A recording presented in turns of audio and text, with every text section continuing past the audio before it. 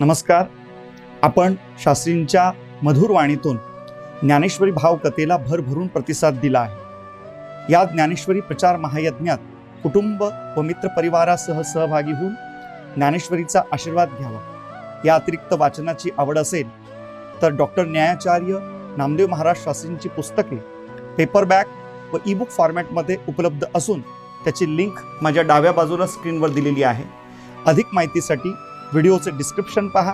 अवश्य वाचा व सुखी व्हा. धन्यवाद. नाही संतपण मिळत हे हाटी, हिंडता कपाटी राणीवणी. ने मोल देता धनाची राशी, नाही ते आकाशी पाताळी ते. तुका म्हणे मिळे जीवीची साठी, नाही तरी गोष्टी सांगू नये. नये मोल देता धनाची राशी, नाही ते आकाशी पाताळी ते. विठ्ठल विठ्ठल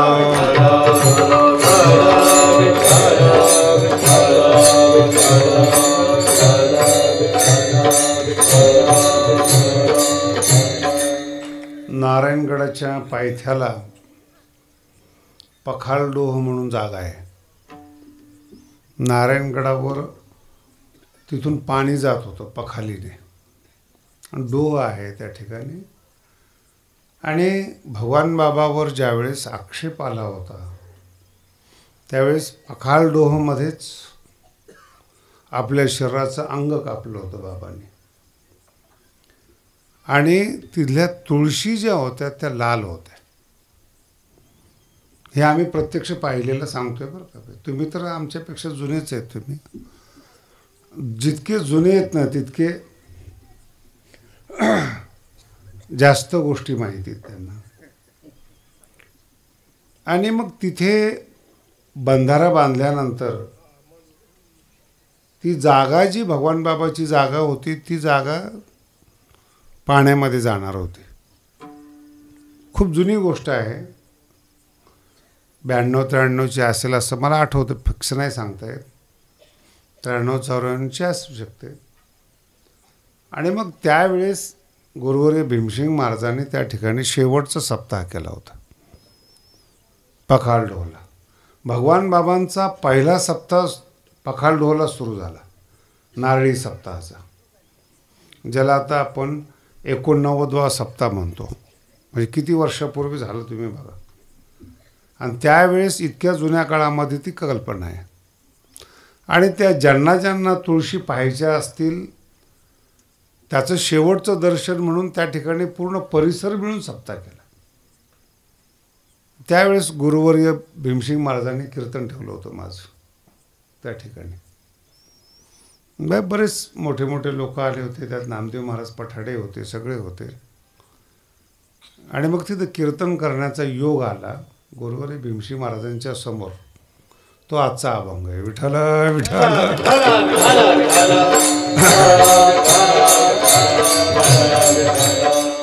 लय गंभीरतेने ऐकू नका. मला ती आठवण आली की हा अभंग मी एकदाच घेतला होता तो 93ला. आणि भीमसिंग महाराज ऐकायला होते त्यावेळेस हा 3 चरणाचा अभंग आहे. थोडा रागवलेला अभंग. अभंगाचे पण स्वभाव असतात बरं का. ज्याला स्वभाव कळत नाही त्या माणसाचा भाव सोडून द्या. पण अभंगाचा एक आपला स्वभाव असतो. कधी आनंदी अभंग असतात, कधी टीकात्मक असतात, कधी हसरे अभंग असतात, कधी विनोदाचे अभंग असतात. अभंगाचे आपले स्वभाव आहेत. गावामध्ये एकदा भांडण झालं तेलणी बरोबर. आणि इतकं कड्याकाचं भांडण झालं की ते येडपट माणूस होता तो. त्यांनी ठरवलं उद्यापासून तेलच खायचं नाही. आणि हा अभंग येतो कोबारायचा म्हणून सांगतो तुम्हाला. तेलनिशी रुसला वेडा. विनोदाचे अभंग कसे असतात. तेलनिशी रुसला वेडा, रागे कोरडे खातो भेडा. राग आला त्याला आणि कोरडीच भाकरी खायला सुरुवात केली. भाजीत तेल नाही. बरं याचं नुकसान कुणाचं आहे बोला ना. साधू संतावर जर तुम्ही रागवले तर मूर्ख कोण राहणार. ते तेलणीसाठी नाही सांगत बरं का मी. बरेचसे लोक शास्त्रीवर रागवतात, गडावर रागवतात. आपापला राग अभिव्यक्त करतात. तुकोबाराचे अभंग लिहून ठेवलेले आहेत. तो राग हो बाबा, नाही आम्ही कीर्तन ऐकणार. सांगितलं कोणी तुझ्यासाठी? कधी मी एका ठिकाणी गेलो होतो, आमचे गुरुवर यांचं कीर्तन होतं, मोठं कीर्तन होतं. तर एक त्याच्यामध्ये असा बदमाश होता, ते मी कडू म्हणत नाही पण समजायला हरकत नाही. सगळ्यांनी दर्शन घेतल्यानंतर तो साईडला उभा होता आणि मी शेजारून चाललो होतो. मला म्हणे सगळ्या गावांनी दर्शन घेतलं पण पठ्ठ्याने दर्शन नाहीच घेतलं. ते साधू चिंतूची ओळख आहे का? बोला ना. कुणी दर्शन घेतलं, कुणी दर्शन घेतलं नाही. विदेही अवस्थेमध्ये आपल्या छंदामध्ये असणारे साधू संत हे असले उद्योग करत नसतात. दर्शन देण्यासाठी आलेले नाहीत, मार्ग दाखवण्यासाठी आलेले आहेत. विठ्ठल संत कधीही स्वतःचं प्रदर्शन करत नाही. पहिला टप्पा संतांचा लक्षात ठेवा. स्वतःचं प्रदर्शनच करत नाही कधी. संसारातल्या वस्तूंच्या अपेक्षाच्या पुढे गेलेले संत असतात. ज्ञानेश्वरीमध्ये खूप सुंदर व्हावी, जयाचे ठाई पांडवा अपेक्षे नाही रिघावा. अपेक्षाच लोक त्यांच्या अंत. अहो देव सुद्धा मागण्याची वास पाहे मुखाकडे. तुम्ही तर माणसं आहेत हो, लय साधे माणसं आहेत, पण साधूनी काहीतरी मागावं म्हणून देव त्यांच्या तोंडाकडे पाहत असतो. त्याला खानदानी संत म्हणतात. एक शब्द तरी, एक वस्तू तरी त्यांनी मागावी. आयुष्यभर तपश्चर्या केली, भक्ती केली, त्याग केला, वैराग्य केलं, काही मागितलं नाही माझ्या भक्ताने. म्हणजे मागण्याची वास पाहे मुखाकडे. आणि नाही तोंडातून जरी शब्द निघाला तरी देखील चिंतन केल्याबरोबर ते मूर्त रूपाने आपल्या पुढे येतं. चिंतिल्या रोकडे मनोरथ. रोकडे म्हणजे कॅश. मनातल्या मनात जरी इच्छा झाली तरी भगवंत त्या मनातल्या इच्छेला मूर्त रूप देतो. त्याला संत म्हणतात. विठ्ठल विठ्ठल. म्हणून स्वभाव आहे अभंगाचे, विनोदाचे अभंग आहेत, रागाचे काही अभंग आहेत. तुकोबारायांचे काही अभंग असे होते, खूप प्रसिद्ध झाले. मग काही कवींना असं वाटलं की आपले पण अभंग प्रसिद्ध व्हावेत. मग आपल्या नावाने खपत नाही, मग ते तुकोबाराचे शेवटी नाव जोडून देतात, तुका म्हणे. तुमची श्रद्धा नाही. कळालं? नुसतं बाबाचं चरित्र सांगितलं ना तुम्हाला, गाव हळल्याशिवाय राहत नाही महाराज. आणि खूप चांगलं कीर्तन केलं आणि बाबाचं नाव नाही घेतलं, दुसऱ्या दिवशी त्या कीर्तनकाराला किती शिवाय मिळते त्यालाच माहिती. भावनात्मक जीवन जगणारे आहात तुम्ही. मेंदूचा वापर कमी करता आणि हृदयाचा वापर जास्त करता. तिथं अपेक्षा असते, आईला अपेक्षा असते, माझ्या मुलाला समोरच्यानी चांगलं म्हणावं. नाही कळलं? आमचा हरिभाऊ नावाचा वारकरी असायचा, माझा अडदाण फिरदाण मस्त असायचा. पण कधी कधी अशिक्षित लोकांना जी टेक्निक येते ना, ती शिकलेल्या लोकांच्या डोक्यात येत नाहीत. शिकल्यामुळं टेक्निक निघून जाते. विठ्ठल विठ्ठल. जे घर जेवण देणार नाही वारकऱ्याला, त्याच्याकडे हा पुरणपोळी खाऊन यायचं. मी त्याला विचारलं, हरिभाऊ असं कसं आहे? काही नाही म्हणे, लोकांना स्तुती आवडते. ज्या घरात जायचं असेल त्या पोराची स्तुती करा. म्हटलं सांग तर खरं कशी? काही नाही, एखादं शेंबडं पोरगं बघायचं आणि बघायचं काय पोरगं राजबिंड जन्माला आलंय. हरिभाऊची टेक्निक आहे. हे मोठं झाल्यानंतर मोठाच होणार. मराठी कळली का? आपलं पुण्य हरिभाऊनी खर्च केलेलं नाही. असा आशीर्वाद दिला नाही की तू मंत्री होशील आणि मुख्य. असा आशीर्वाद तो म्हणतो हा मोठा झाल्यावर मोठाच होणार. काय चुकलं त्याचं? तुम्हाला जर माझी मराठी कळत नाही तर हरिभाऊची कधी कळायची? आणि हरिभाऊ वारकऱ्याची कळत नाही तर संतांची केव्हा कळायची? म्हणजे कळत नाही एवढं कळलं तरी भरपूर झालं. बरं, वर्म कळलं पाहिजे समाजाचं. समाजाला काय लागतं तो देणारा जो असतो तो मार्केटिंग करणारा संत असतो. दुखी आहेत लोक. या काळात इतके दुखी लोक आहेत. ज्ञान झालेले मोठं होण्याचं आणि दुखी फार आहेत. रोगाने ग्रस्त झालेले आहेत, दारिद्र्याने ग्रस्त झालेले आहेत, अशिक्षित पण काही सांगा मागे लागतात. 2-2, 3-3 हजार माणसं लाईनीमध्ये आजारी पडतात, तरी देखील त्यांची अंधश्रद्धा जात नाहीत.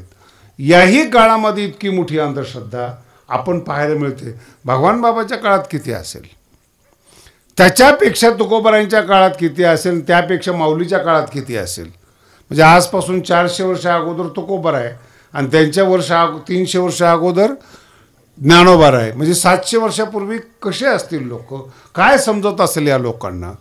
आणि अशाही लोकांना ते जवळ करतात. पण जवळ केल्यामुळं संतत्व प्रसिद्ध होतं आणि त्या एखादी गोष्ट प्रसिद्ध झाली की त्याची मार्केटमध्ये पायरेसी होते, डुप्लिकेट निघते.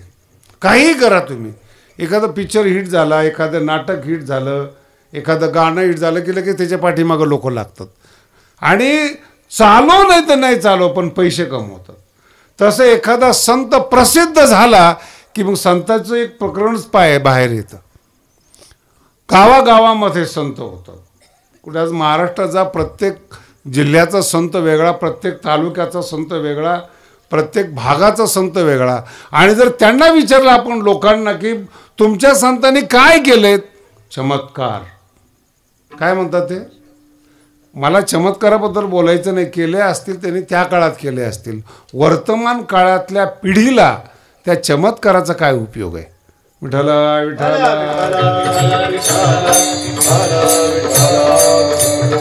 ज्ञानाचा उपयोग आहे, चमत्काराचा उपयोग नाही. लक्षात ठेवा, कधी कोणताही संत असू द्या, ज्ञानाचा उपयोग आहे म्हणून ज्ञानेश्वरी आहे, ज्ञानाचा उपयोग आहे म्हणून गाथा आहे, ज्ञानाचा उपयोग आहे म्हणून तुम्ही जिवंत आहात.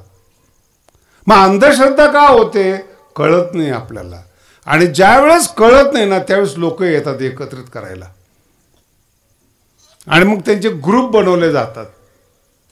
मराठी फार अवघड आहे बरं का. त्यांचे काय बनवले जातात, मग त्या ग्रुपला पंथ नाव द्या, पक्ष नाव द्या. ग्रुप लहान असेल, ग्रुप मोठा असेल, संघटना मोठी असेल, पण ग्रुप बनवले जातात आणि त्यात अजेंडा चालवला जातो की हे तत्व आपल्याला पुढे सरकवायचं. आणि मग एकाने ते तत्व मांडले की त्याच्या दलातले जेवढे लोक असतात ते पुढं पुढं नेतात. तो पॉईंट मांडला की त्याचा ग्रुपमध्ये कोणी विरोध करायचा नाही. अशा पद्धतीने साधूचे संप्रदाय सुरू झाले. विठ्ठल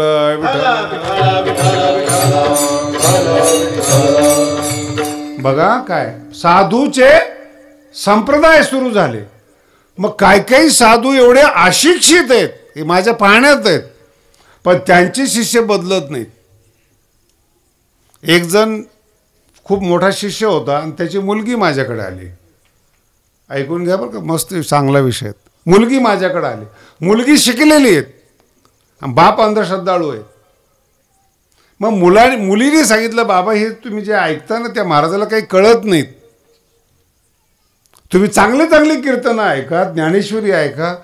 त्या अंधश्रद्धाळू माणसाने काय सांगावं माहिती तुम्हाला, हेच आत्मसाक्षात्कारी आहेत, बाकीचे सगळे शब्दज्ञानी आहेत, बाकीचे सगळे पंडित आहेत, आत्मसाक्षात्कारी नाहीत. काय बिंबलं त्याच्या डोक्यावर, काय बसवलं त्याच्या डोक्यावर. हेच आत्मसाक्षात्कारी आहेत आणि बाकीचे फक्त बोलणार आहेत, ज्ञानी आहेत. नुकसान कुणाचं झालं याच्यामध्ये, बोला ना. ज्ञानोबरांच्या ज्ञानेश्वरीला, तुकोबारांच्या गाथ्याला जर तुम्ही शब्दज्ञान म्हणायला लागले आणि ज्याला काहीच येत नाही त्याला जर साक्षात्कारी म्हणायला लागले, मग तेलनिशी रुसला वेडा. विठ्ठल विठ्ठल अनंत दुःख आहेत. घरात कोणी गोड बोलत नाही, साधू गोड बोलतात. घरात कोणी मान देत नाहीत, पंथात मान मिळतो, स्वभाव बदलतो आणि मग ते त्याचे पट्ट शिष्य होतात. असा जो संप्रदाय बोकाळलेला होता, संत परंपरा बोकाळलेल्या होत्या, त्या जगद्गुरु तुकोबारायांनी पाहिल्या त्या की हे खरे संत नाही आहेत, पण संतत्वाचा बाजार मांडलेला आहे. प्रत्येक जण स्वतःला संत म्हणून घेतोय. मग जगद्गुरु तुकोबारायांनी समाज शहाणा व्हावं म्हणून अभंग लिहिला. तो आज सेवेचा अभंग आहे. पहिला पण मिळत है हाटी, नाही संत पण मिळत है हाटी.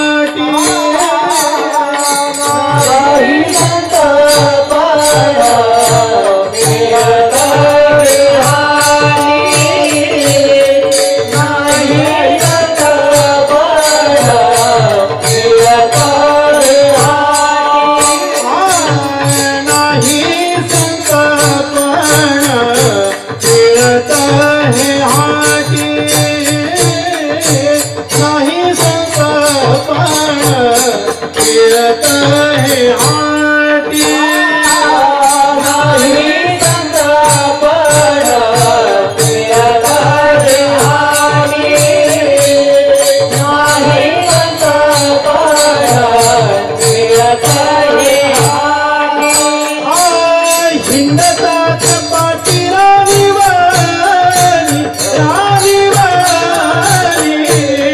हिंडतात राणीवाणी राणीवाणी हिंडतात पाटी राणीवाणी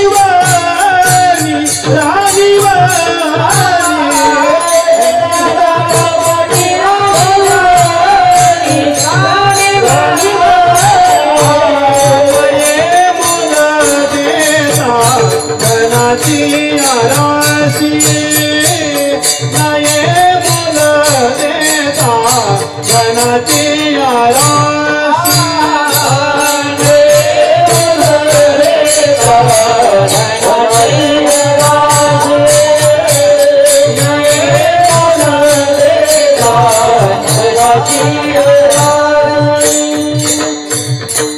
बाजार मांडला गेला संतांचा आणि जगद्गुरु तुकोबाला तो सहन नाही झाला. कोणी उठलं की संत, कोणी उठलं की साक्षात्कारी. बरं तुम्हाला देव भेटला, तुम्हाला साक्षात लक्ष्मी भेटली, हनुमंतराय भेटले, सगळे देव तुम्हाला भेटले. मराठी कळते तुम्हाला? एवढे सगळे जर तुम्हाला भेटले तर माणसाकडून भीक मागायची काय गरज? तुम्ही द्यायला पाहिजे ना. अर्थ कळला तुम्हाला? समाजाचं दुःख नष्ट केलं पाहिजे, लोकांचं दुःख नष्ट केलं पाहिजे. परकीय शत्रूचं आगमन होतं आपल्यावर, आक्रमण, तिथं तुम्ही तुमची शक्ती वापरा ना. जर तुम्हाला देव भेटला तर गरीब लोकांना चिडवता तो, असं करेल तसं करेल वगैरे वगैरे. आणि लोकांची पण अशी क्वालिटी आहेत, काही लोक फक्त वड्यातल्याच देवाला घाबरतात. मी गाडावर नवीन नवीन बसलो होतो, बारसवाडीची गोष्ट आहे, यावर्षी सप्ताह आहे तिथे. माझ्या समोर एका बाईच्या अंगात आलं. 20 वर्षापूर्वीची गोष्ट आहे, आता अंगात येत नाही, त्यांना माहिती आहे. अंगात आलं, गादीच्या समोर अंगात आलं. कमीत कमी हे भान ठेवायला पाहिजे की वारकरी संप्रदायामध्ये ह्या देवी देवतांना मान नाही आहे. पण तिने अंगात आणलं ना. अंगात येऊन तिने काय बोलावं महाराज. मी नवीन नवीन गादीवर बसलो, 2-3 महिने झालेले मला. मी अंदाज घेत होतो तुमचा किती शहाणे आहेत. आणि माझ्या पुढे हे चित्र अंगात यायचं. ती बाई बोलता, 60 वर्षाची बाई, आणि बोलता बोलता म्हणते 2 महाराज खाल्ले, आता 3रा पण खाणार. हे घडलेलं सांगतोय बरं का तुम्हाला. 2 महाराज. आता भगवान बाबाला खाणारी अवलाद आहे काही काय तुम्हालाही कळलं नाही हो. भीमसिंग ती लगेच ओरडायला लागले त्याला. आता ते भीमसिंग महाराज कोणालाही मान देत होते, किती मूर्ख आला तरी त्याचं खंडन करत नव्हते. त्यांचा स्वभाव होता, आलं की आपला ठीक आहे ऐकून घ्यायचे. ते त्यातला मी नव्हतो नाही. पण मग ते माझ्याजवळ एक मुलगा होता, मला म्हणे महाराज तुम्हाला यातलं काय कळतं का? म्हणलं अजिबात नाही, आपल्याकडे इलाज आहे म्हणे. कर म्हणलं. त्याने असं ते बारीक फोक आणला, फोक, आणि त्यांनी सांगितलं हा भगवान बाबाचा आहे. 60 वर्षाची बाई, आणि फोक आणलेला त्याने बांबूचा, बारीक एकदम छडी असते ना. त्या नवऱ्याच्या समोर 4-5 मारले होते नी. बाईच्या अंगातलंच गेलं निघून. अजूनही तो माणूस जो नवरा आहे ना तो गडावर येतो. तो आला की मी म्हणतो कसं काय चाललंय, जर काही अडचण असेल तर फोक सांभाळून ठेवलेला आहे. भगवान बाबांच्या गादी समोर लोकांची ही अवस्था आहे. ज्या वारकरी संप्रदायाने अंधश्रद्धा दूर केली, आजही दूर केली, तिथं हे प्रकरण गडावर येऊन इतकी डेअरिंग किती असेल महाराज त्याचे. काय हिम्मत. 60व्या वर्षी मार खाल्ल्यानंतर अंगातून निघून गेलं. मी 91-92ला कीर्तन करत होतो. काय असं रंगलं कीर्तन, खेळ्या फेळ्या अभंग गायले पोरं. ते एका समोरच बाईच्या अंगात आलं. माझ्या चालू कीर्तनातली गोष्ट बरं. आणि झुलायला लागली ना ती. आता तुम्हाला माहिती आहे सगळं, तुम्ही त्यातले निष्णात आहात. काय काय करायचं. ती बाई झुलायला लागल्याबरोबर मलाही काही समजेना त्यातलं काय असतं काही नाही. मग त्या नवऱ्याने सांगितलं की आईच्या अंगामध्ये, बाईच्या अंगामध्ये महालक्ष्मी येते. काय येते? ती दरिद्री. आणि तिच्या अंगात कोण येते? समजते तुम्हाला आपण कोणत्या जगात वावरतो, कोणत्या भारतात वावरतो, कशा लोकांमध्ये भगवान बाबाला जगावं लागलं असेल, थोडा अंदाज घ्या ना. महालक्ष्मी येते. मी म्हणलं सोडून द्या, मी संस्कृतमध्ये तिच्या संग बोलायला सुरुवात केली. महालक्ष्मी आहे ना, देवाची भाषा तिला यायला पाहिजे ना. आता महालक्ष्मी काही मराठीत बोलणार नाही ना. विष्णू पत्नी नमस्तुभ्यम ही साधी गोष्ट नाही आहे ती. मी संस्कृतमध्ये बोलायला लागल्यानंतर ती काही बोलेच ना. मग मी थोडंसं तिला म्हटलं जवळ आण. पुन्हा जरा जोरात बोलायला लागलो, काहीच बोलं ना. आणि एकदम बेशुद्ध होऊन खाली पडली. आता मी संस्कृतमध्ये बोलल्यामुळं तिथल्या लोकांना दुसरा भास झाला, बाबाला मंत्र येतात.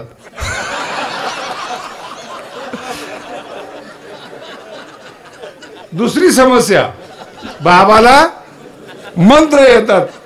ते झाल्याबरोबर कीर्तन कसं झालं माहितीच नाही लोकांना. सगळे लोक माझ्याकडे, महाराज आमच्या घरात दुःख दूर करा, आमच्या घरात दुःख दूर. मी त्याच वेळेस प्रसिद्ध झालो असतो भूत काढण्यामध्ये, पण भूताला नीट करण्यासाठी गादीवर बसलोय. काय आजपर्यंत पुन्हा त्या गावात कीर्तनाला गेलो नाही, कारण की त्याच्या डोक्यात वेगळंच बसले. बाबाला काहीतरी कळतं. माझा मुद्दा लक्षात ठेवा, गरीबाचं शोषण करणारी जी लोक आहेत ना, न ते टिकतात न त्यांचा संप्रदाय टिकतो. 2 दिवस बहरतात, 2 दिवस मोठे होतात, पण ज्यावेळेस देव वसुली करतो ना त्यांची, महाराज आम्ही असे महाराज सडताना बघितलेले आहेत. समाजाचं शोषण करतात, धर्माच्या पैशाचा चुकीचा व्यवहार करतात, पब्लिकच्या पैशाचा चुकीचा व्यवहार करतात. तो राजकारणी असेल, नाही तर महाराज असेल, श्रीमंत असेल पण आनंदी नसेल. लक्षात आलं? श्रीमंती असेल, आनंदी नसेल. विठ्ठल विठ्ठल काय बोलावं, कसं का करता या गोष्टी. आणि भगवंतानी जेव्हा आपल्याला बनवलेले आहेत ना, आपल्यापुढं फार लिमिटेड गोष्टी आहेत. अन्न वस्त्र निवारा सोडून कोणत्याही माणसाला भगवंतानी काहीही दिलेलं नाही. पक्क डोक्यात ठेवा बरं का. अन्न वस्त्र काहीही दिलेलं, किती मोठा माणूस असू द्या, गहूच खाणार, तांदूळच खाणार, जर जमलं तर साखर खाईल, नाही जमलं तर साखर सुद्धा बंद, तिखट सुद्धा बंद, सगळं बंद. पण याचं लोकांना लुटणं चालू. काही नाही जगामध्ये. तुम्ही अभ्यास करा. साधू संत जे ज्ञानेश्वरी लिहितात किंवा गाथा लिहितात, हे अत्यंत बुद्धिमान आहेत. हे विनाकारण जंगलामध्ये गेलेले नाहीत. तुमची संगतच नको म्हणून एकांतवास आहे. कारण की मूर्खाच्या संगतीत राहिल्यानंतर तो दुरुस्त होत नाही आणि आपल्याला विनाकारण त्रास होतो. बाबाला त्रास तुमच्यामुळं झाला, आक्षेप तुम्ही घेतलाय, त्या बाईने आक्षेप नाही घेतला. अर्थ कळाला? ज्या बाईची चोळी बांगडे खाली ठेवली तिने आक्षेप घेतला का पुरुषाने घेतला? पुरुष तुमच्यात राहिल्यानंतर संतांना दुःख भोगावं लागतं हो. बाकीचे तुमची काय कथा आहे त्याच्यामध्ये?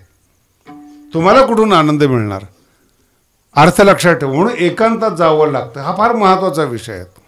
म्हणून एकांतात जाणाऱ्याला तुम्ही संत मानत नाही, ज्ञान सांगणाऱ्याला संत मानत नाहीत. तुमच्या मनाप्रमाणे बोलणारा, मनाप्रमाणेच वागणारा, तुमचं ऐकणारा, तो तुमचा फेवरेट संत. विठ्ठल विठ्ठल.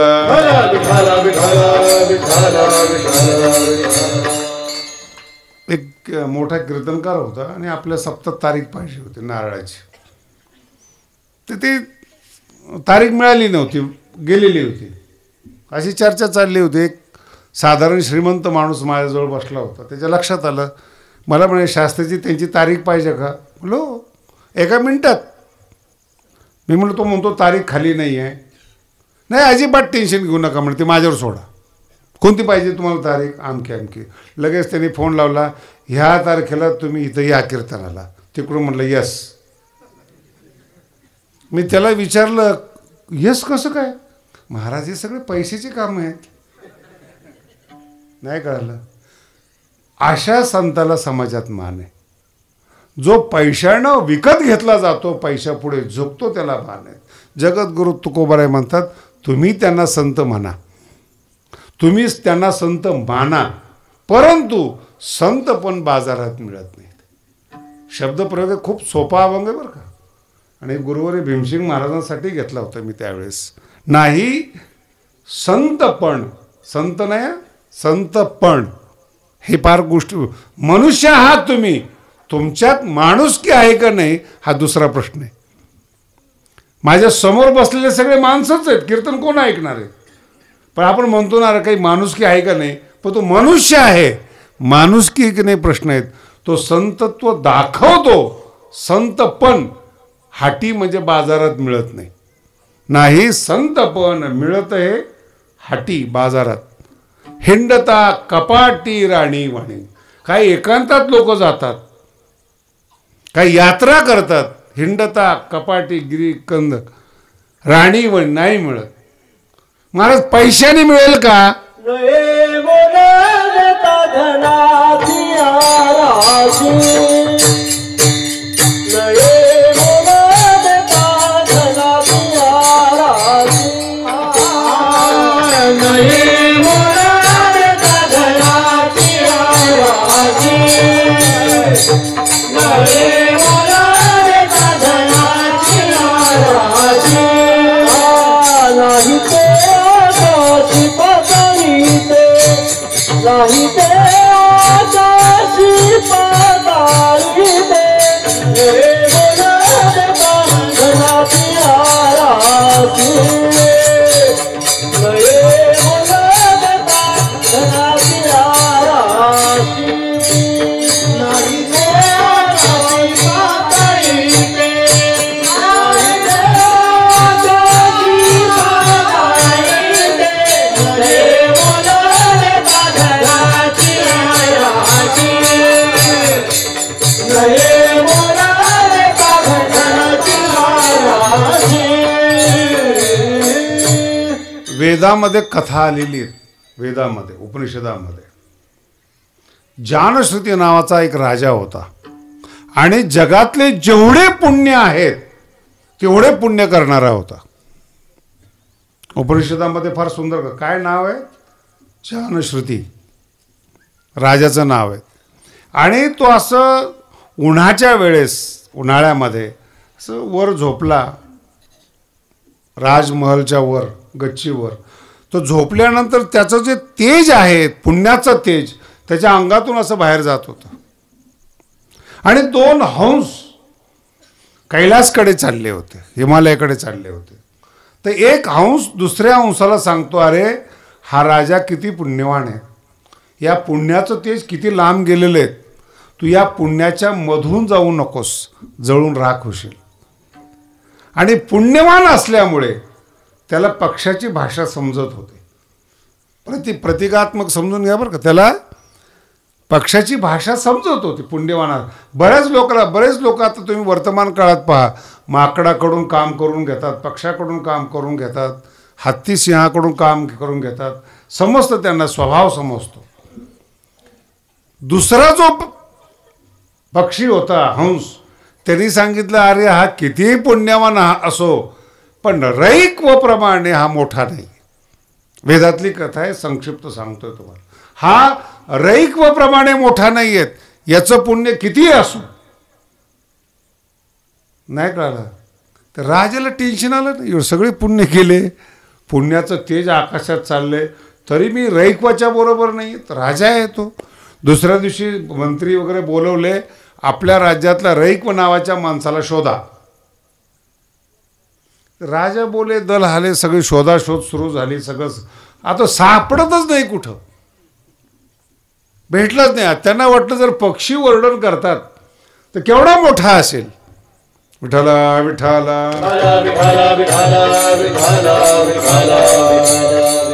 माणसाच्या मनात एक अगोदर आकृती तयार होते ना की एवढं वर्णन.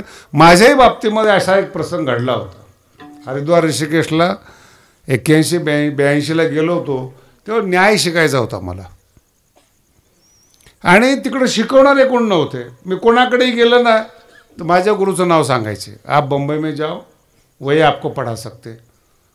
हरिद्वारला तेच, ऋषिकेशला तेच, वृंदावनला ते. माझ्या डोक्यामध्ये एक तर मुंबई आणि सगळे विद्वान लोक एकाच विद्वानाचं नाव घेतात, मग किती मोठे असतील असं माझ्या डोक्यात ती इमेज तयार झाली. आणि मी मुंबईला त्यांना भेटायला आलो. तर माझे गुरुजी होते ना तिथे खादी ग्रामोद्योगचे कपडे वापरत होते. 1000 कोटीची प्रॉपर्टी आजही मुंबईमध्ये आहे बरं का. आणि ते स्वामीजी ज्याचं भारतामध्ये नाव आहे, स्वामी काशिकानंदजीचं, आणि ते आपलं एक लुंगी आणि बंडी. आणि माझ्या डोक्यात इमेज सगळीकडे त्यांचं नाव होते. ते कसे राहत, आणि मुंबई आर्थिक राजधानी, कसे राहत असतील. मी त्यांना पाहिल्या मला वाटलं कोणीतरी साधा असेल शिष्य वगैरे, त्यांनाच विचारलं मी स्वामीजी कुठे आहेत.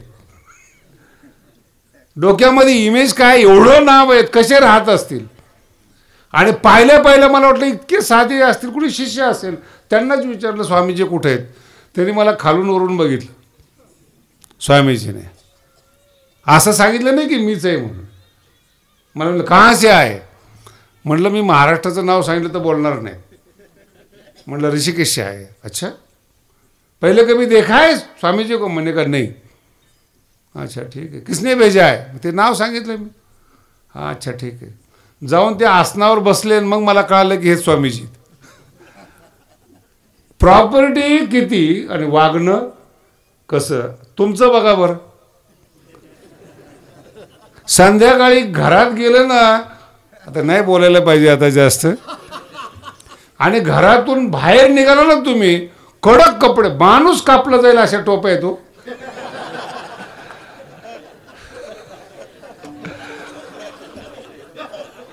आणि केवळ स्वामीजी म्हणून नाही, सगळे श्रीमंत पहा तुम्ही. विठाला विठाला. एकदम साधे सुती कपडे वापरतात सगळे श्रीमंत लोक. त्याचे ब्रँड ठरलेला असतो सुती. सुती शब्दाचा अर्थ निसर्गाने जो कापूस तयार केलेला आहे तो आपल्या शरीराला बाधक नसतो. आणि जे आपण केमिकलचे कपडे वापरतो, मला हेही माहिती नाही पॉलिस्टर कशापासून. पॉलिस्टरला सूत लागत नाही बरं का, पेट्रोलपासून तयार होतं ते. जर पेटल्यानंतर बघा तुम्ही कसं होतं, त्याचं गोळी तयार होते. केमिकलचे कपडे वेगळे आणि सुताचे कपडे. काय वापरायला पाहिजे, पेट्रोल वापरायला पाहिजे. रंगीबेरंगी साड्या सुताच्या, ते पुन्हा ते केमिकलच्या. की मला हे याच्यावर जास्त बोलायचं नाही तुम्हाला, पण श्रीमंत लोक चांगलं खातात, ओरिजिनल खातात. सूत म्हणजे आपल्यासाठी भगवंतांनी निर्माण केलेला कापूस आहे, जो थंडी वारा ऊन याच्यामध्ये एक सारखा राहतो. विठाला विठाला. पण दाखवणं आपल्याला गरजेचं असतं. नाही कळालं. दाखवणं शब्दाचा अर्थावरचा अभंग आहे हा. संत पण नाही, पण दाखवलं जातं. जो खरा संत आहे त्याला श्रीमंती दाखवायची गरज नाही. जो खोटा संत आहे त्याचा ड्रेस बघून घ्या तुम्ही.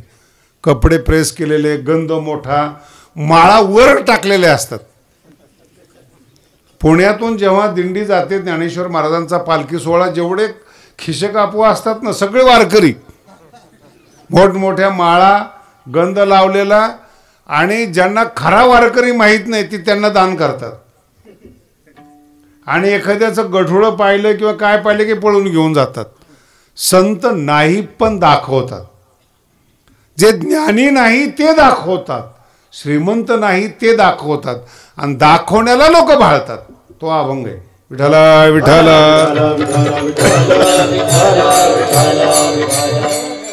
महिनाभर संपूर्ण राज्य चाललं. जानश्रुती नावाच्या राजाच्या सेवक सगळं पूर्ण पाहिलं, कुठंच भेटला नाही रे. प्रसिद्धच नव्हता तो.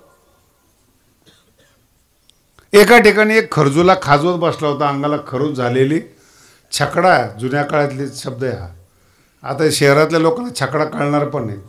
एक बैलाची गाडी असते त्याला काय म्हणतात, आणि 2 बैलाच्या गाडीला गाडी म्हणतात, बैलगाडी.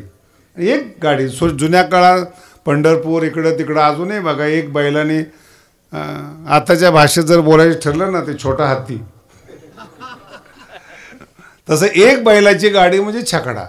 ते छकडा वर करून त्याच्या खाली अंग खाजवत बसला होता आणि नदीचं तीर होतं. हे 2 पोलीस बोलत होते. तितक्यात त्याला वाटलं आता हा लास्ट राहिलेला विचारत, अरे तुझं नाव काय? त्यांनी सांगितलं रैक.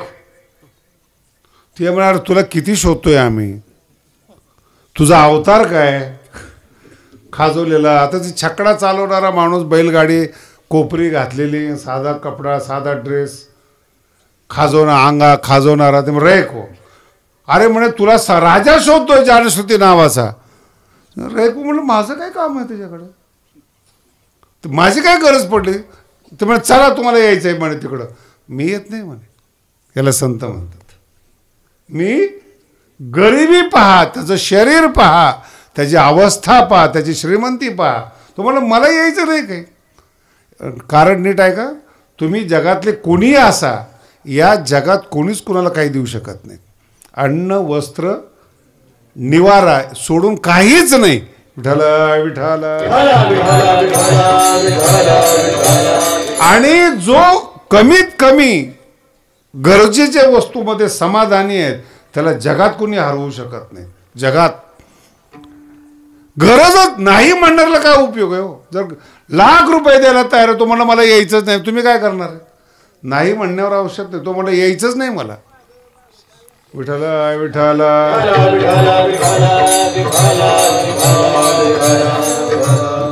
आणि मग तिथे एक जण थांबला आणि राजाला निरोप दिला की रैकू इथे. राजा धावत धावत आला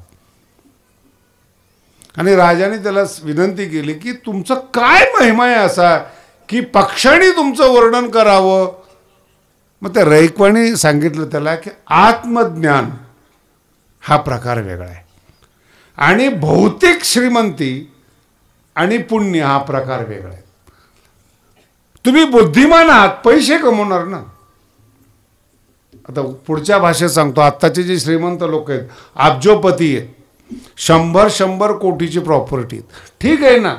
शेतकरी जेवढा जेवण करतो तेवढा तो खाऊ शकतो का? बोला रे, साधी गोष्ट आहे एकदम. आणा बरं एखाद्या अब्जोपती माणसाला झोप म्हणावं असं मोकळ्या हवेमध्ये, येईल झोप त्याला? बोला ना, किती गरिबी आहे. आज तुम्ही बघा बरं, तुम्ही कीर्तनात झोपता, एवढा आवाज पखवा सगळं असताना सुद्धा झोप मेहरबान आहे. झोप प्रसन्न असणं हा देवाचा आशीर्वाद आहे. बरं झोपत जा, असं काही टेन्शन घेऊ नका, पण इथं नका. दमलेला आहात, कष्ट केलेला आहात, तुम्हाला झोपवावं म्हणून देवाने पाठवलेली ती दूत आहे. ज्यांनी देशाचा भ्रष्टाचार केलेला आहे, जगाला फसवलेले आहेत, माणसाला फसवलेले आहेत, देव त्याच्यावर कृपा करत नाही. झोपच येत नाही. गोळ्या खा नाही तर काही करा. आणि गोळ्याची झोप ही तृप्त नाही बरं का, भूल आहे ती, भूल. विठ्ठल विठ्ठल.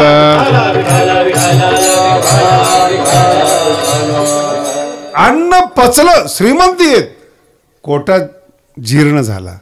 आणि तुम्हाला रहस्य सांगतो, 15व्या अध्यायामध्ये श्लोक आहेत. अहम वैश्वानरो भूत्वा प्राणिनाम देहमाश्रित.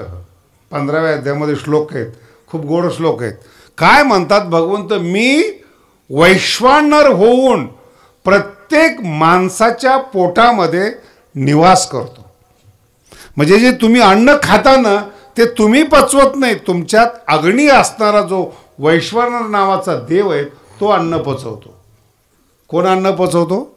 देव अन्न पचवतो. अहम वैश्वानरो भूत्वा प्राणीनाम, सगळ्या प्राणी मात्राच्या, जेवढे जिवंत आहेत सगळ्या प्राणी मात्राच्या देहाचा वैश्वानराने आश्रय केलेला आहे. पचाम्यन्नम चतुर्विधम, जे अन्न खाताना भगवंत म्हणतात ते मी पचवतो. मराठी कळली? भगवंत जर अन्न पचवत असेल आणि तुम्ही भगवंताबरोबर जर लबाडी करत असेल तर रोग होणार नाही तुम्हाला. अहो मला इतकं वाईट वाटतं या काळामध्ये, तुम्हाला काय सांगावं. पूर्वीच्या काळामध्ये, आता बोलू नये तरी ठीक आहे, तुम्ही जवळची माणसं आहेत, 4-4 लग्न करायचे, किमान 2 लग्न तर परमनंट होते. 2 स्त्रिया सांभाळण्याची क्षमता जुन्या काळामध्ये पुरुषांमध्ये होती.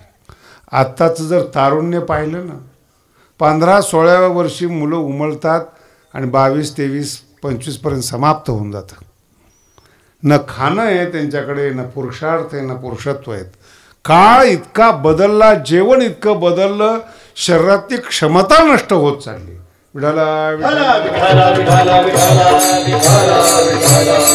शहरामध्ये श्रीमंताच्या बाया एक पुष्कळ झालं बनतात, नाही कळालं. आणि आपल्या गावांनी बघा बरं तुम्ही, क्रिकेटची टीमच असते. किती भाऊ आहेत? 6 भाऊ. बहिणी किती? 3.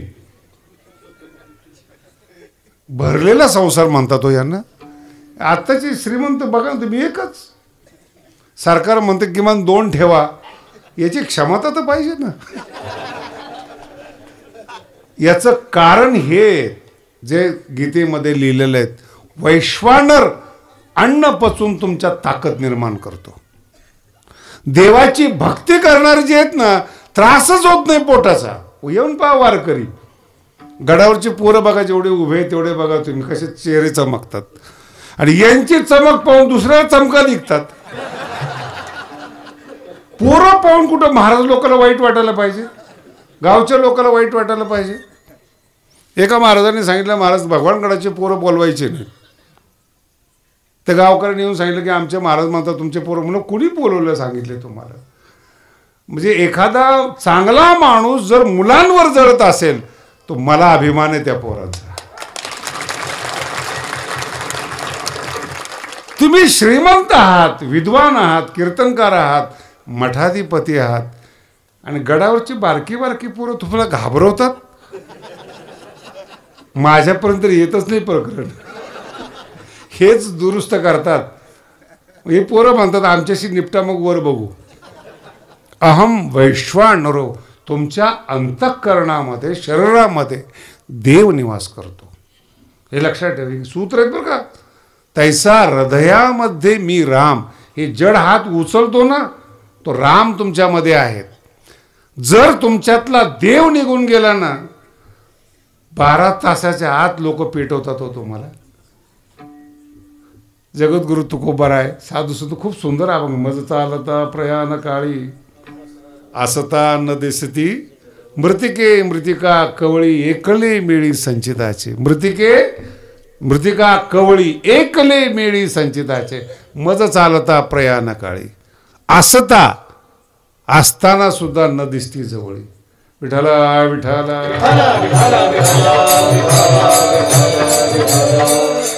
काय काय आम्ही मगाशी म्हणलं ना, अभंगाचे स्वभाव असतात. तुकोबराय पण सांगतात, भीती दाखवतो नाही त्या यमासी करुणा. अर्थ शब्द आहे, नाही त्या यमासी बाहेर काढिता कुडी प्राणा. कुडी म्हणजे शरीर. ज्यावेळेस यमदूत येतो किंवा आपल्याला जायची वेळ येते, आपल्याला काही सुडू वाटत नाही. महाराज किती जर्जर होऊ द्या, 99 झाले तरी म्हणतील असं इंजेक्शन द्या की सेंचुरी केली पाहिजे. आणि घरातले लोक कंटाळले असतात, मरते कधी, आणि याची सेंचुरीची तयारी चालली. आणि जेव्हा तो येतो ना, बाहेर काढिता कुडी प्राणा, आपला प्राण बाहेर काढत असताना नाही त्या यमाची करुणा. दृष्टांत काय तुकोबरायांचा? तुमचा दृष्टांत आहे. तुमचा गहू आलेला आहे, हरभरा आलेला आहे, आणि जर एखादं ओढाळ जनावर तुमच्या गव्हामध्ये हरभऱ्यामध्ये येत असेल तर तुम्ही आरती करणार का त्याची? बोला ना. ओढाळ सापडे जैसे धान्य. किती वाईट रीतीने माराल. तसं म्हणतात त्या यमाला करुणा येत नाही, तुमच्या प्राणाला शरीरातून तो ओढतो. देव शोधू नका हो, तुमच्यातच देव आहे. जाता कुठं देवाला? आणि दुःख तोच देतो जो आतमध्ये बसलेला आहे. तुमची बुद्धी वाईट, विचार वाईट, बाहेरून दुःख देण्यासाठी येत नाही. म्हणून वैश्वानर रूपाने तुमच्या पोटामध्ये भगवंत आहेत. तुमच्या जड शरीराला चालवणारा तो परमात्मा आहे. आणि तो परमात्मा, तो वैश्वानर सद्बुद्धीने सत्कर्माने प्रसन्न होतो. जर तुम्ही ठरवलं नये मोल देता धन नाही, धनाची राशी. काय शब्द आहेत? सोन्याच्या राशी द्या, देत नाही तो. पुष्कळ प्रयत्न केला रैकवाला, रैकव म्हटला मला पैसेच नकोय, नाही मग मला तत्वज्ञान पाहिजे. पाहिजे ना, समोर बैस वाळूवर, राजेपणा सोड, सामान्य शिष्याप्रमाणे समोर बस, मी तुला आत्मज्ञान देतो. पण नये मोल देता. काय कारण असेल? संत पण न आकाशात न पाताळामध्ये. मग कुठे येते? शेवटच्या चरणात सांग. तुका म्हणे मिळे जीवाची ये राशी, तुका म्हणे मिळे जीवाची ये साठी, तुका म्हणे मिळे जीवाची ये साठी, तुका म्हणे मिळे जीवाची ये साठी, तुका म्हणे मिळे जीवाची ये साठी, तुका म्हणे मिळे जीवाची ये साठी, तुका म्हणे मिळे जीवाची ये साठी, तुका म्हणे मिळे जीवाची ये साठी. नाही तरी गोष्टी सांगो नाही, नाही तरी गोष्टी सांगो नाही, नाही मोल देता धनाची राशी, नाही मोल देता धनाची राशी. नाही तरी गोष्टी सांगो नाही, नाही गोष्टी सांगो नाही, नाही मोल देता धनाची राशी, नाही मोल देता धनाची राशी. नाही नाही म्हणून दोन चरणात तुकोबराय सांगतात. पण आहे कुठं? जगद्गुरु तुकोबराय म्हणतात तुका म्हणे मिळे जीवीची साठी. खूप गोड अभंग आहे तरुण पोरासाठी. हा अभंग फार मार्गदर्शक आहे बरं का. तुका म्हणे मिळे जे काही मिळवा जीवनामध्ये, संतपणा असेल, श्रीमंती असेल, विद्वत्ता असेल, समर्पित व्हा, आपला जीव अर्पण करा, मग ती वस्तू मिळते. लोकांना सहज वाटतात, जगामध्ये सहज असं काहीच नाही. तुका म्हणे मिळे. तुम्ही ज्यांचे गाणे ऐकता ना, तुम्ही कधी त्यांना भेटा, तुम्ही 12-12 तास वर्षानुवर्ष रियाज करतात. तुका म्हणे मिळे जीवीचे ताण भूक काही राहत नाही त्या पोरांना. गायक लोक 12-12 तास रियाज करतात, आवाजाला, निसर्गाने दिलेल्या आवाजाला बदलवतात, समर्पण म्हणतात त्याला. आणि मग जेव्हा त्यांचं गाणं ऐकतो असं वाटतं की प्रत्यक्ष भगवंत त्याच्यातून गात आहेत. बांसुरी असते ना, मोकळी ना आतमध्ये, तुम्हाला दिली तर तुम्ही वाजवाल का? तिच्यात कुठलाही प्रकारचा स्वर नाही, पोकळी आहे ती. पण ज्यावेळेस समर्पित केलेला मनुष्य बांसुरी वाजवतो, गायी सुद्धा जवळ येत होत्या. वृंदावनी वेणू कला आहे ती, मिळेस जीवीची साठी. आजही बघा तुम्ही, चांगले चांगले गायक आहेत, वादक आहेत, अभ्यास करणारे आहेत. सहज जर बोट फिरवलं ना त्यांनी शाईपुडीवर, तर त्याच्यामधून एक वेगळा ध्वनी निघतो. आणि पखवाज दिसतो ना तुम्हाला समोर, एवढा सोपं नाही येतो. पखवाज म्हणजे मेलेल्या जनावराचं कातडं आहे, त्याचं अस्तित्व. आणि त्याच्याकडून गोड बोलवून घ्यायचं आहे. किती समर्पण लागेल? काय मला सांगा ना, पखवाज म्हणजे काय? कातडे येते, पण कातड्यातून बोल उमटले पाहिजेत, कातड्याने भगवंताचं भजन केलं पाहिजे, इतकं समर्पण लागतं त्याला. तुमच्याकडे जर दिलं तर तुमची जे बोटं आहेत ना, ती इतके सुंदर आहेत, ते पखवाजाला सुद्धा पश्चाताप होईल की मी आलो कोणाच्या जवळ. विठ्ठल विठ्ठल. पुढचा टप्पा सांगतो तुम्हाला, तो अतिशय महत्त्वाचा आहे. भगवंताने सगळ्याला जन्म दिलेला आहे, आणि सगळ्याला जन्म दिल्यानंतर एक लक्षात ठेवा, प्रत्येकाला प्रयत्न, त्यालाच कर्म म्हणतात, त्याच्याशिवाय तुमचं नावच होत नाही. तुकोबारायांच्या मुलांनी अभंग लिहिलेले माहिती का तुम्हाला? बोला ना. तुकोबारायांच्या वडिलांनी काही माहीत नाही. कीर्ती ज्याची त्याचीच असते, ज्याची त्याची वाणी असते. जो मेहनत करेल तो या जगात विजयी होईल. IAS ऑफिसर आहेत, 12-12 तास कोंडून घेतात ते स्वतःला. तुका म्हणे मिळे जीवीची यासाठी. आमच्याकडे पोरं येतात परीक्षेला जायच्या अगोदर. आता 12वीची परीक्षा चालू आहे. पुण्याचे, मुंबईचे सगळे इकडं आलेले आहेत परीक्षा द्यायला. कळालं का नाही? राहायला कुठे आहेत? मुंबईला. आणि परीक्षा द्यायला खेडेगावात. आणि नारळ फोडायला भगवानगडावर.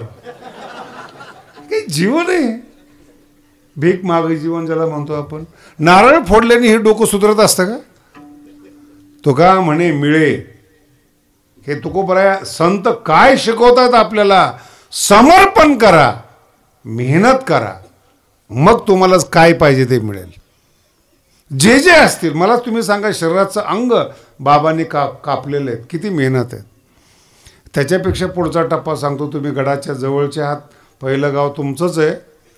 तो तांग्यावर बसून तुम्ही आज प्रवास कराल का बरं? तुम्ही बाबांनी ज्या तांग्यात बसून महाराष्ट्र फिरून काढला, बसा बरं त्या तांग्यामध्ये कोणी. आणि 3 दिवस बसल्यानंतर नाही ॲडमिट केलं तर मला बोला तुम्ही. त्या काळात रस्ता नव्हता, काहीच नव्हतं. घोड्याचा टांगा पळत असताना किती जपून बसावं लागतं. तुका म्हणे मिळे जीवीचे प्रयत्न. गावोगावी पूर्ण महाराष्ट्र फिरलाय. मला कधी कधी या गोष्टीचं फार विशेष वाटतं. मी मागे बोललो तो पुन्हा सांगतो. भगवान बाबांनी बीज लावलं भगवानगडाचं.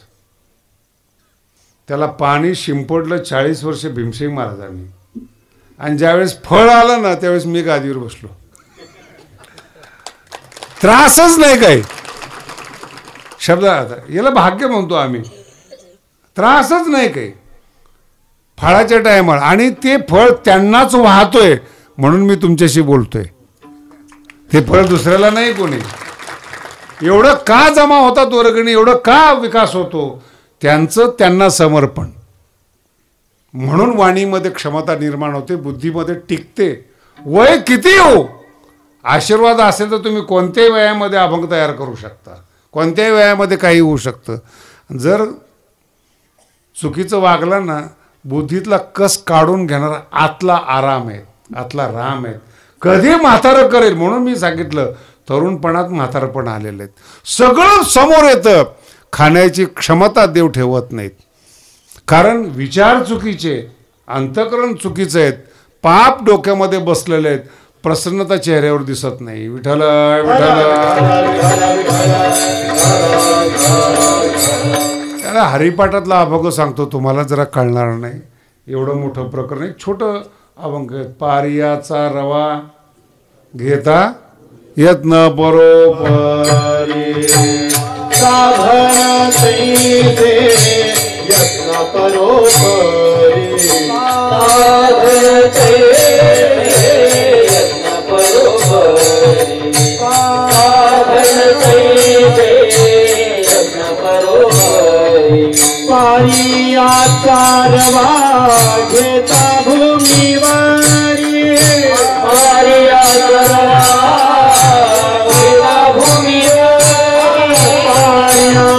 तरवा घेता भूमीवारी, पारिया तरवा घेता भूमीवारी. यत्न परोपरी साधन तैसे, यत्न परोपरी साधन तैसे, यत्न परोपरी साधन तैसे, यत्न परोपरी.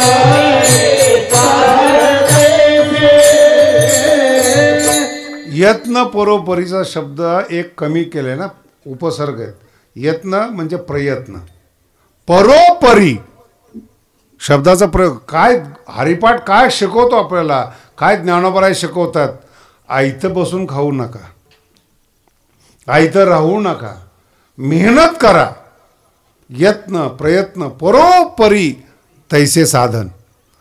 किती झटावं लागतं, किती मेहनत करावी लागते, ज्याला त्यालाच माहिती. भगवान बाबाची मेहनत काही साधी होते का? मी एकदा भालगावला गेलो होतो आपल्या शेजारी, अशीच वर्गणी झाली आपल्या गावाप्रमाणे.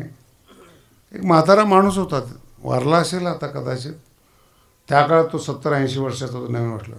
माझ्याकडे पाहिलं त्याने, म्हणे पोरा काय भाग्य घेऊन जन्माला आलास तू. वाक्य नीट ऐकावर का ते म्हाताऱ्या माणसाचे, काय भाग्य घेऊन जन्माला आलास, एका तासात एवढी वर्गणी झाली तुझी.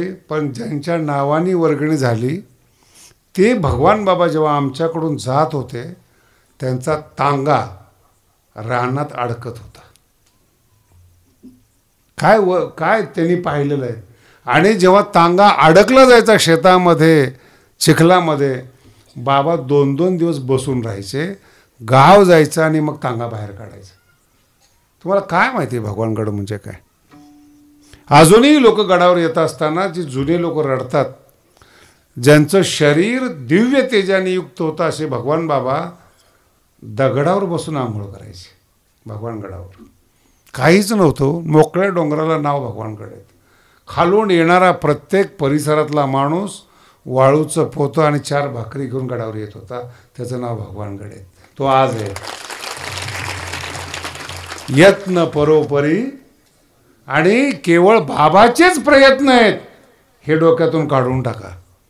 परिसराने प्रयत्न केले, सामुदायिक प्रयत्नातून निर्माण झाला, त्याचं नाव आहे भगवानगड. सामुदायिक प्रयत्न, एका व्यक्तीच्या नाही. नसेल 2-4 माणसांनी प्रयत्न केला, 2-4 माणसांनी शिव्या दिल्या असेल, पण सामुदायिक शक्ती भगवानगड म्हणजे सामुदायिक शक्ती, सगळ्यांचे प्रयत्न आहेत. आज केवढं मोठं आपण शिवधनुष्य उचलतोय.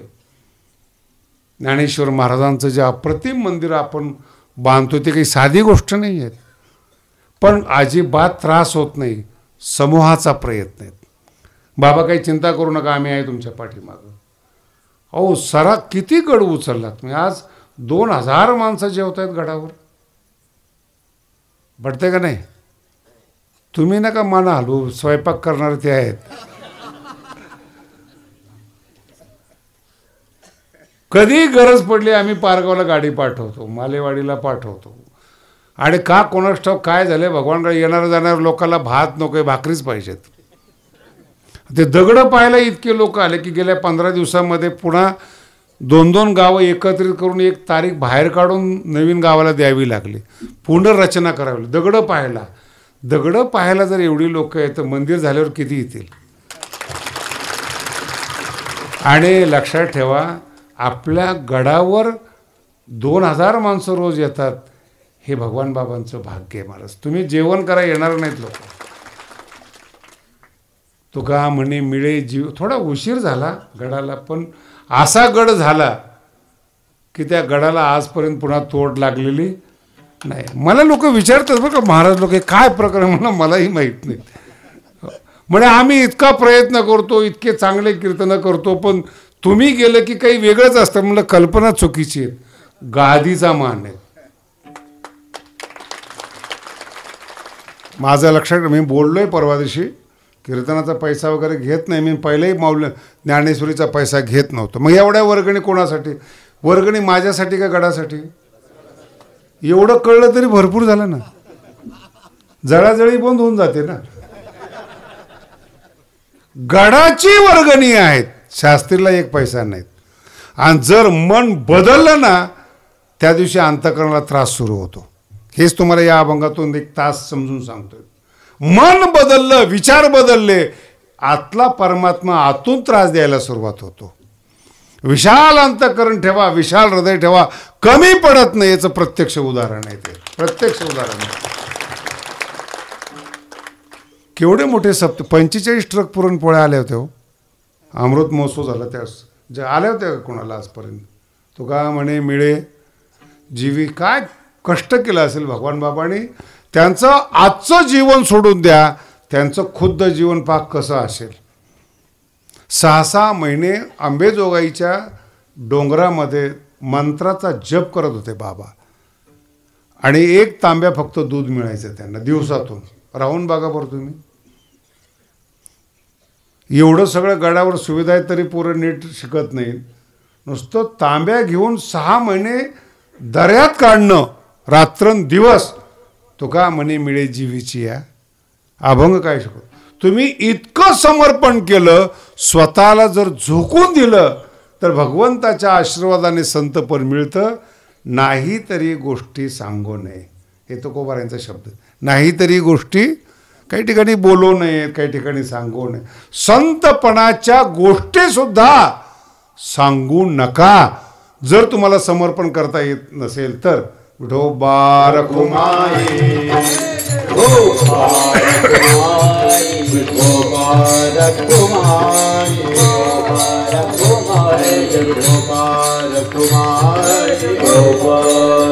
ज्ञानेश्वर. नामदेव शास्त्री ऑफिशियलला सबस्क्राईब करा. सिद्धांत ऐका. आनंदी, निर्भय व सुखी व्हा. धन्यवाद.